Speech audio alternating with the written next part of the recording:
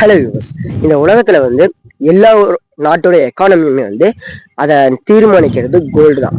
அந்த நாட்டோட கோல்டு வளத்தை அங்க இருக்க மைன்ஸ் வச்சு தான் கால்குலேட் பண்ணுவாங்க. ஆனா இந்த உலகத்துல ஒரே ஒரு நாட்டுல மட்டும் கோல்டு மைனே கிடையாது.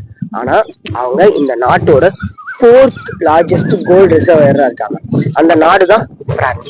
பிரான்ஸ்ல ஒரு கோல்டு மைனும் இல்லை.